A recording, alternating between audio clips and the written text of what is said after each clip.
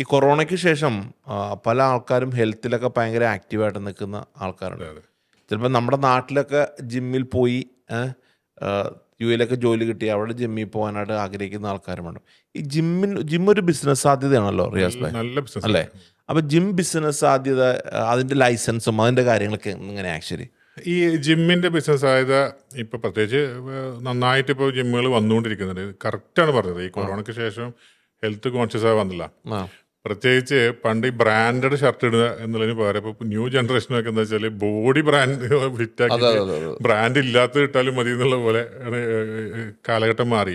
അപ്പോൾ ജിമ്മിന്റെ സാധ്യത ദുബായ് മാത്രമല്ല എല്ലാ എമിറേറ്റ്സുകളിലും ജിമ്മിന്റെ സാധ്യത ഉണ്ട്. പ്രത്യേകിച്ച് അത്യാവശ്യം ഇൻവെസ്റ്റ്മെന്റ് വെച്ച് നോക്കുമ്പോൾ നല്ല റിട്ടേൺ ഓഫ് ഇൻവെസ്റ്റ്മെന്റ് കിട്ടുന്ന ROI ഉള്ള ബിസിനസ്സാണ്.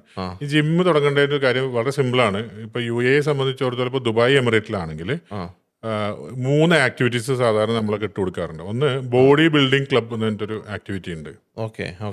പിന്നെ 2 ആക്ടിവിറ്റി ഉണ്ട്, മെൻസ് ഫിറ്റ്നസ് ക്ലബ് എന്ന് പറഞ്ഞിട്ട്, അതുപോലെ ലേഡീസിനാണെങ്കിൽ പിന്നെ ലേഡീസ് ഫിറ്റ്നസ് ക്ലബ്ബ്. അപ്പോൾ സാധാരണ ഈ 3 ആക്ടിവിറ്റീസ് ഇടാറുണ്ട്. ഈ 3 ആക്ടിവിറ്റീസും ഒരു ലൈസൻസിൽ ഇട്ടാലും സ്പോർട്സ് കൗൺസിലിന്റെ ഫീസ് എന്ന് പറഞ്ഞാൽ 500 ദിർഹംസാണ് ആ ഫീസ് ഉള്ളൂ. ഞാൻ പറഞ്ഞതിൽ സ്പോർട്സ് കൗൺസിൽ എന്ന് പറയുന്ന ഒരു എക്സ്റ്റേണൽ അപ്രൂവൽ എടുത്തിട്ട് വേണം നമ്മൾ ഈ ജിമ്മ് തുടങ്ങാനായിട്ട്. ഇതാണ് അതിന്റെ ബേസിക് ആയിട്ടുള്ള കാര്യങ്ങൾ.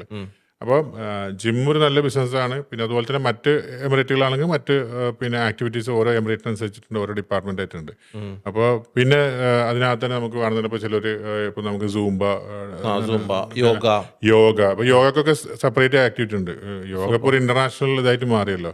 യോഗക്ക് ദുബായിൽ യോഗ സെന്റർ എന്ന് പറഞ്ഞിട്ട് ആക്ടിവിറ്റി ഉണ്ട്. അപ്പോൾ നമുക്ക് അതൊക്കെ ഇതിലേക്ക് കൊണ്ടുവരാൻ സാധിക്കും. പക്ഷേ അതിന്റെ എക്സ്റ്റേണൽ അപ്രൂവൽ ഡിപ്പാർട്ട്മെന്റിന് എടുക്കണമെന്നേ ഉള്ളൂ. പിന്നെ അപ്പോൾ എന്താണെന്ന് വെച്ചാൽ നമുക്കിപ്പോൾ ഒരു ക്ലയന്റ് വന്നാൽ, ഇപ്പോൾ നിങ്ങൾ ഒരു ലൈസൻസ് ഉണ്ടാക്കാൻ ഒരു ക്ലയന്റ് വന്നാൽ നമുക്ക് അവരുടെ റിക്വയർമെന്റ് അനുസരിച്ചിട്ട് എന്ത് ചെയ്യാൻ പറ്റും, നമുക്കത് കസ്റ്റമൈസ് ചെയ്ത് കൊടുക്കാം, അങ്ങനെ പറയാം. അതായത് ആക്ടിവിറ്റീസിന്റെ കേസിൽ അവർ പറയുന്ന കാര്യങ്ങൾ വെച്ചുകൊണ്ട് നമുക്ക് ലൈസൻസ് ഉണ്ടാക്കി കൊടുക്കാൻ പറ്റും. അപ്പോൾ അതിനുള്ള സാധ്യതയുണ്ട് അവിടെ? തീർച്ചയായും സാധ്യതയുണ്ട്.